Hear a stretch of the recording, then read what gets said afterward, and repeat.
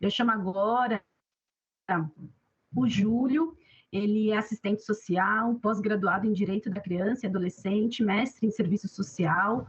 Atualmente, ele é co-vereador da mandata coletiva Quilombo Periférico, colaborou com a fundação e articulação de núcleos de base da Uniafro Brasil entre 2009 e 2012, foi conselheiro tutelar na região do Lajeado de 2011 a 2016, atuou como educador social em serviços de acolhimento e abordagem de rua, coordenou entre 2018 e 2020 o Serviço de Convivência e Fortalecimento da Criança e do Adolescente e é profissional e reconhecido ativista do serviço social e babalorixá da Casa Ileaí.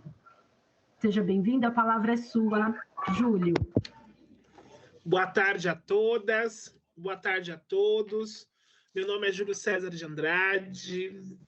É um prazer imenso político estar aqui com companheiras e companheiros pautando a temática de uma educação em direitos humanos e como militante, né, como membro da Coalizão Negra por Direitos, minha tarefa aqui é descrever e discorrer acerca da temática do genocídio, que também se expressa na política de epistemicídio, na ausência de transversalização dos currículos, do debate das relações étnico-raciais, ainda que tenha a Lei 10.639, a 11.645, todos os protocolos, ainda há uma defasagem sobre o debate das relações étnico-raciais no âmbito da educação e do combate efetivo do genocídio da população, em especial da juventude preta, pobre e periférica. Em primeiro lugar, é importante salientar que estamos em uma conjuntura social, política e civil de avanço dos setores conservadores e, consequentemente, de avanço de uma necropolítica expressa no alto índice de mortes, no alto índice de carceramento em massa e no alto índice de institucionalização de crianças e adolescentes.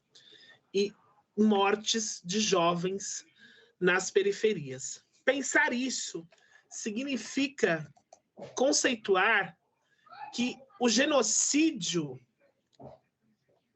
da população negra não é somente, e aí a gente precisa deixar que esse não é somente para a gente poder deixar escurecido entre nós, que o genocídio, para além do ataque físico por meio das execuções sumárias dos nossos corpos pretos periféricos, por mortes de causas violentas, orquestrado por um projeto em que usa a sua força física do Estado, a polícia, para a execução desses corpos e que causa as mortes violentas por armas de fogo, mas também todas as ações que visam aniquilar a população negra indígena desse país, desde o projeto de embranquecimento, branqueamento, segregação geográfica, onde está a classe trabalhadora preta hoje, assimilação da cultura do embranquecimento, ou seja, ausência de políticas sociais. Trata-se de um conjunto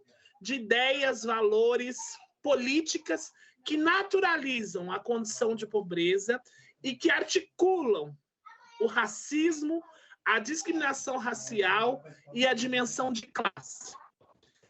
Entendendo esse elemento, nós não podemos deixar de citar aqui nessa reflexão da noite de hoje, da tarde, né, de tarde para a noite de hoje, o quanto que é importante e fundamental a gente compreender que o racismo, e aí quero citar uma grande companheira, Márcia Eurico, o racismo institucional ele está presente em diversos espaços. E ele possui duas dimensões que se autorrelacionam. A primeira dimensão é a dimensão político-programática, que está presente de forma objetiva em ações que impedem a formulação e implantação de políticas de combate ao racismo, bem como a visibilidade das questões do racismo nas relações sociais, inclusive no interior da escola, que hoje, no seu cotidiano, não consegue enxergar que um jovem preto de 15 anos que é executado pela polícia em uma comunidade é porque é vítima de um sistema e de uma prática do racismo, que vai, ao mesmo tempo, nessa conjuntura de avanço da fome, nessa conjuntura de avanço do desemprego e nessa conjuntura de avanço da necropolítica, vai nos matando. E quando não nos mata por bala, né, somando aí os últimos dados dos mapas da violência, os próprios mapas do IPEA, né, que entre 1888 até 2020 foram mais de 1 milhão de mortes de corpos pretos periféricos. E de jovens, majoritariamente homens, de 15 a 29 anos. E, por um outro lado, o genocídio também se materializa no feminicídio das mulheres, se materializa no alto índice de crianças que são inadotáveis. Esse projeto, pensado lá atrás pelos eugenistas, que tinha por objetivo, naquele momento e naquele contexto, eliminar a mancha negra da sociedade, ele se mantém vigente. Na ausência de acesso e condições objetivas e de permanência dos corpos pretos periféricos nas universidades públicas e federais. Se mantém presente na ausência de um currículo decolonial, um currículo que traga na sua essência o enfrentamento e o combate ao racismo, trazendo o Yorubá como língua central, trazendo as religiões e a cultura e a filosofia dos povos tradicionais africanos como eixo central e estrutural do debate, trazendo as populações indígenas e as línguas tradicionais africanas indígenas como premissa no processo de formação. Então, quando nós discutimos e pensamos uma educação antirracista, precisamos pensar o quanto que a escola precisa dialogar com os territórios e comunidades periféricas, onde se encontra majoritariamente a população preta, pobre e periférica. Entendendo esses elementos iniciais, a gente precisa, o Estado, o Legislativo, criar estratégias e fortalecer os movimentos sociais, trazer as práticas dos movimentos sociais, trazer as sabedorias ancestrais das casas de axé, as sabedorias ancestrais dos povos indígenas, para que possamos fazer que a educação em direitos humanos esteja aberta às realidades, esteja aberta à diversidade humana, esteja aberta, inclusive, para o debate da afetividade e sexualidade, respeitando os corpos trans, que uma coisa é ser um corpo trans e viver na periferia, e outra coisa é ser um corpo LGBT e ter a sua família uma proteção. Porque quando a gente vai pegar a violação dos direitos humanos contra os corpos LGBTs, majoritariamente são os corpos pretos. E majoritariamente são as mulheres e os homens trans que mais morrem de LGBTfobia nesse país. Então, discutir a educação em direitos humanos significa que a gente precisa pensar uma outra esfera nos nossos currículos, pensar uma outra esfera na nossa praxis de educação, pensar uma outra esfera no nosso cotidiano. Só um instante. Pensar uma outra esfera no nosso dia a dia. Entender que os corpos periféricos, os corpos que estão sendo atendidos na defensoria, em medida de internação socioeducativa, majoritariamente são corpos pretos. E corpos produzidos por essa sociabilidade que é capitalista, que se estrutura do machismo e do racismo para a manutenção da opressão sobre a classe trabalhadora e sobre os corpos pretos e periféricos. Então, quando a gente compreende e apreende esse elemento como fundante das relações sociais e da sua contradição, a gente então começa a pensar caminhos através da educação popular, uma educação que envolve saberes, uma educação que envolve a praxis para a luta e para a transformação política e que agrega conhecimentos. A questão que dentro de um processo histórico do passado e do presente, das relações sociais no Brasil, o nosso currículo ainda é um currículo embranquecido. Os nossos currículos ainda são currículos embranquecidos.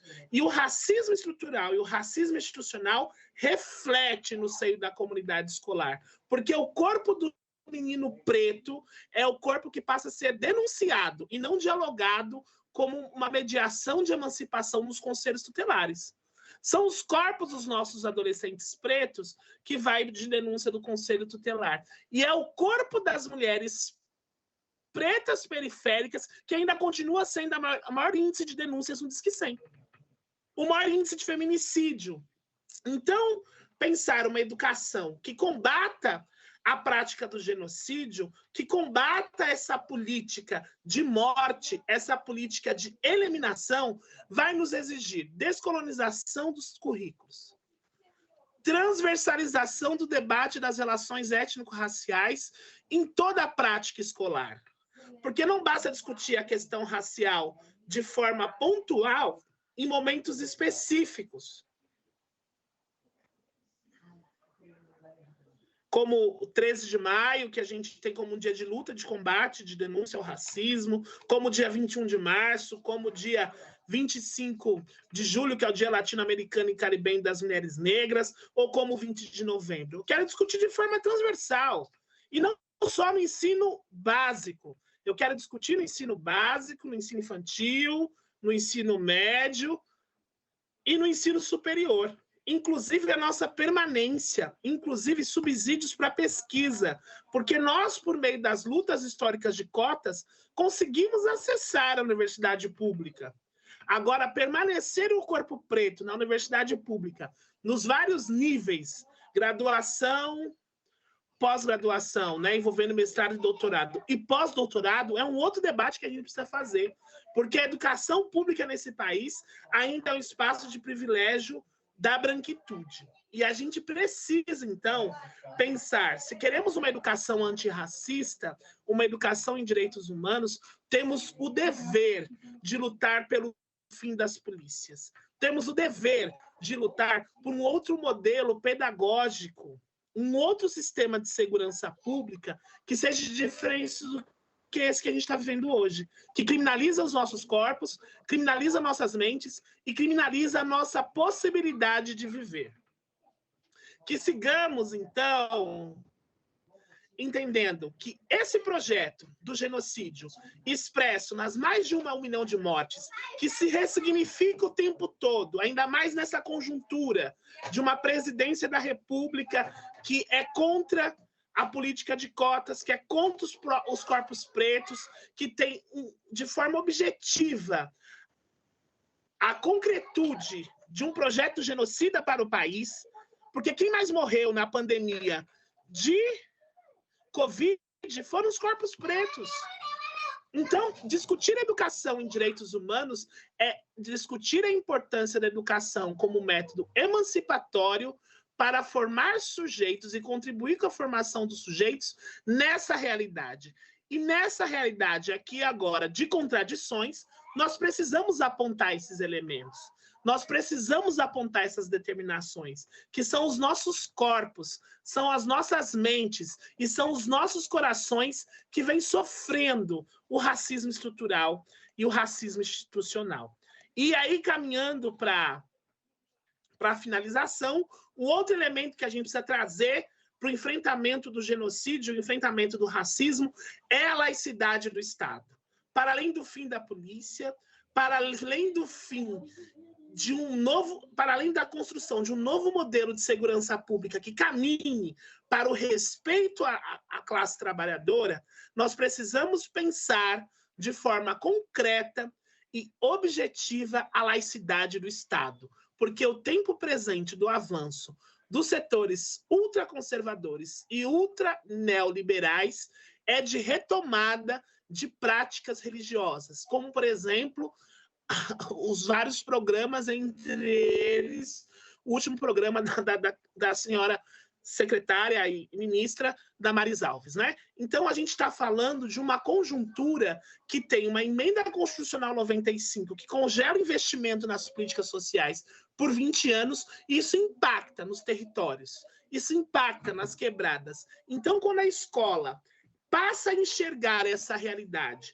compreender essas determinações, ela consegue avançar no currículo, ela consegue trazer elementos de emancipação, elementos de fortalecimento dos sujeitos, como sujeitos individuais e coletivos.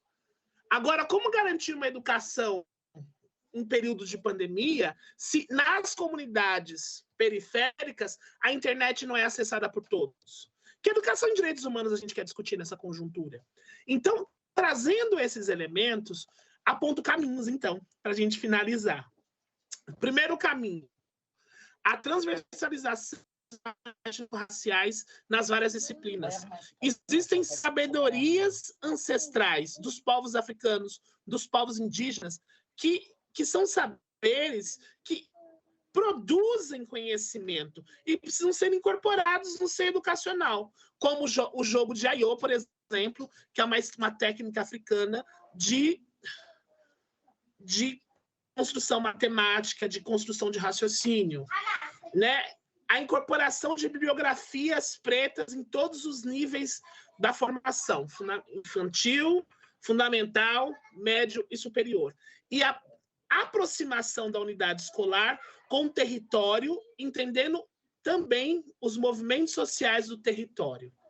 Porque é o nosso dever, como defensores de direitos humanos, fortalecermos as redes de combate ao genocídio, as redes de combate à violência contra a mulher, as redes de combate a abuso de exploração sexual de crianças e adolescentes, porque essas trincheiras fortalecem, trazem subsídios, inclusive elementos para estudo, para pesquisa, para aprofundamento da realidade.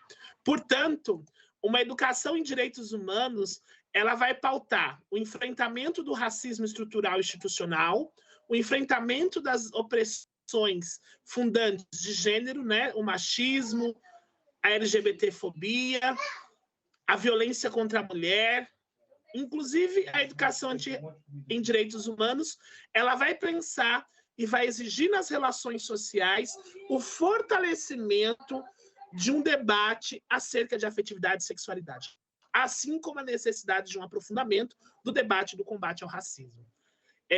De antemão, já quero agradecer a minha participação. Eu vou ter que sair do chat online, mas eu vou entrar pelo celular, que eu tenho uma outra agenda. Mas vou estar no debate com vocês. Sigamos na luta.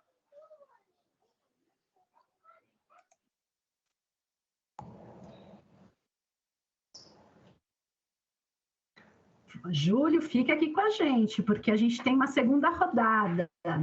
Muito obrigada pelas suas contribuições, pela sua fala potente.